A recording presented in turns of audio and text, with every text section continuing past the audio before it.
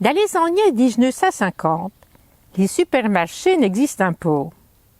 Oh, il est bien vrai que nous, à la campagne, on est pas gros.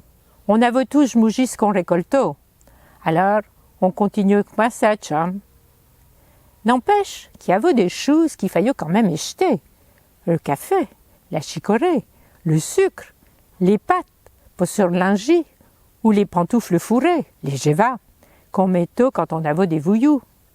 Les emplettes, les femmes les fiaient le vendredi au marché au bourg de Saint-Trage. Quand il y avait un vadu, il y était deux indus, il y était brave livre de beurre, à pied à cage de polo. Au bourg, il y avait un endroit où on pouvait trouver à peu près tout ce qu'on avait besoin. Ve la Marie Barna. Il y avait son magasin, entre Vénoré Médigue. La Majon existe toujours d'ailleurs. La Marie Barna, moi je l'ai tous connue veuve. Il avait été marié avec le forgeron Claude Médigue. Il vivait avec sa fille, la Dédé, et la femme sèche comme un peiné, qu'avait point de santé. Notre fille, la Berthe, restait dans une maison voisine. Il faut pas oublier la tante, la Alice Médigue, que logeait du bout de va de la maison. De temps en temps, il entre dans le magasin tout doucement, sans faire de bruit, comme un apchetarat. Il craignait le frais, les épaules touches bien couvertes d'une pèlerine tricotée. Tfou, le magasin payait pas de mine, avec ses petites vitrines de chaque côté de la poche. Et que la mariée installa, au moment de la fête des mères, les braves plats à guettes chauds, appelés vases décorés à leur fin. Moi, je me reçois un ogna, j'avais acheté une pince pour prendre la salade dans le saladier. Le mange de la cuillère sans manger dans celui de la fourchette. Je crois que maman s'en est jamais servie. Il est trop moderne. Oh! Pour les petites choses en dessous, la Marie est rageante. Il dit des coups. Pour bien prendre un sapot à main, ta mémé ou ton papa seront bien payés. En décembre, les petites classes collent un yeux de nez sur la vitrine pour mieux voir les braves et papillotes d'aïeux de papier brillant ou les Jésus en sucre rose que la Marie avait exposés. Le magasin est tout en longueur. Quand on entre, à gauche, il est la partie épicerie.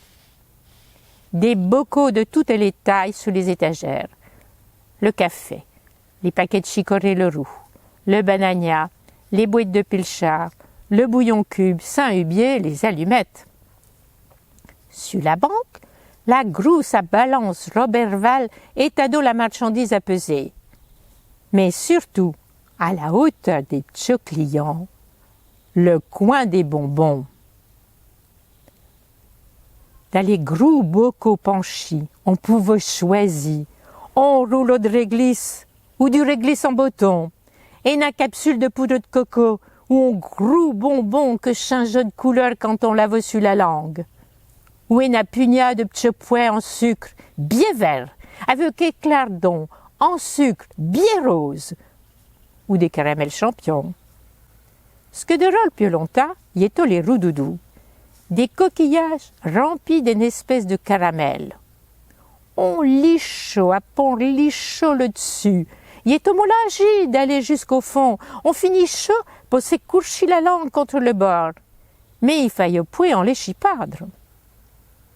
Ce qui est le pieux tentant, il est les caramels gagnants. Quand on avait le bonheur de lire « Gagné », on n'avait qu'une envie de retenter sa chance. La Marie, il y avait déjà idée du marketing. Ces petites denrées sucrées, il les met pas au fond du magasin. Sur la droite, il y avait un petit rayon beauté. Les femmes y trouvaient des savonnettes parfumées, des épingles à chignons, des peignes pour tenir les cheveux permanentés, un peu surtout la brillantine, Roja, Fortville ou la bouteille d'eau de Cologne pour les jeux de fête. Il me semble bien que les coquettes se fient piéger en se payant une abouette ronde de poudrerie. Le mur de biche est garni de grandes étagères solides. La Marie y rangea ses gros rouleaux de pâte. Du Vichy dégravé, né, avait des petites fleurs pour empêcher le devâté ou l'aventure qu'on avait écrouché dans la bouchure. Du coutil sarré ou du velours pour les culottes d'homme. De la pâte à roche satinée pour faire le duvet ou la couverture piquée.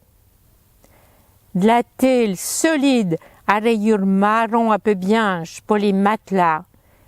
Un peu surtout, tout ce qui faillait pour le trousseau de la dernière fille à marier. De la telle, de lin, de chenauve, de métis, de coton, ou on beau d'amasser pour la nappe appelée serviette qu'on allait broder après. Il en faillait pour toutes les bourses.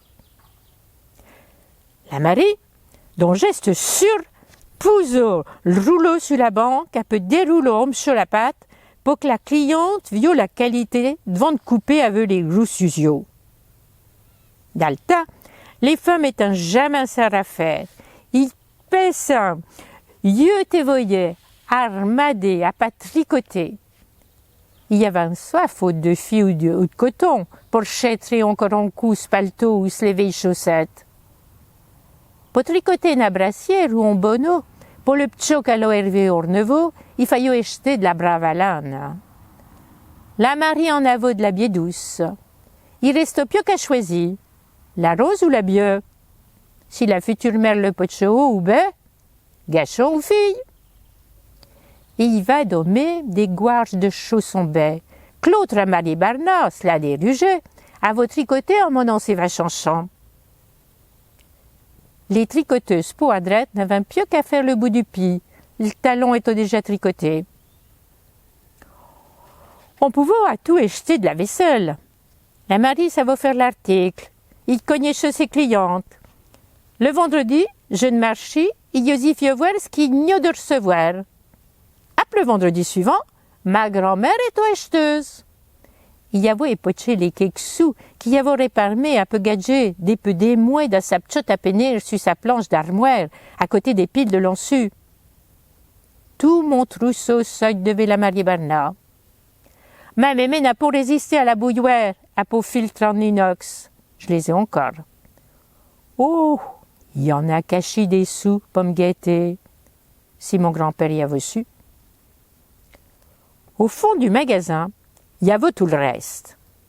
Les bouteilles de pétrole, d'alcali, des érosoirs, des pots de chambre, des remouets, des articles de pêche, un peu surtout les balles et couronnes mortuaires en petites et perles de couleur. De la denrée, il y en a votre pas dû et point des solives, à de pousser sur la banque. La Marie Bernard, il y en a vu défiler du monde. Son gidon, il a tenu son magasin de 10 geneux à 30 à 10 geneux à 70 geneux. Après des dizaines à des dizaines d'années, on se reçoit encore de cette boutique Massietoya.